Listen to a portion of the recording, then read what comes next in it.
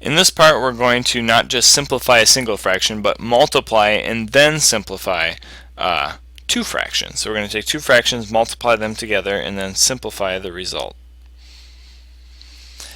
The neat thing about fraction multiplication is because you're just multiplying the top and the bottom, you can essentially rewrite it quickly as a single fraction with some multiplication on top and bottom going on.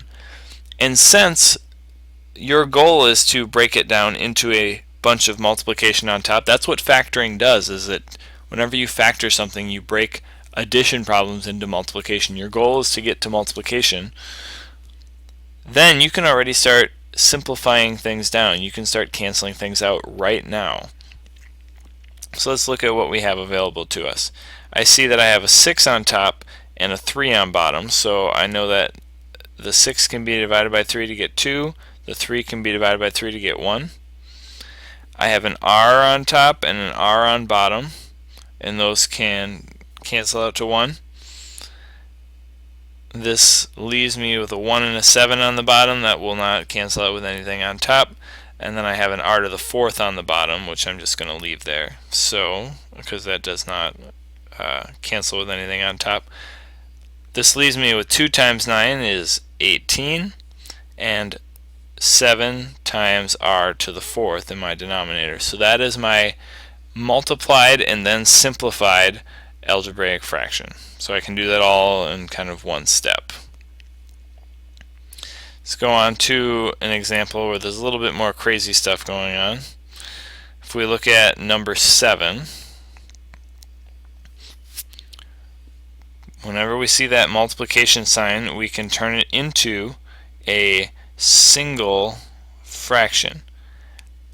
However, when I throw my multiplication signs in here, I need to be careful, because I need to remember that in my original fraction, it implied that this was a group. Because it came from the same original fraction, if we look at how it was written before, it came from the same original fraction, you need to treat it as if it's its own separate group. So we need to throw parentheses around that k plus 8, and that's going to matter.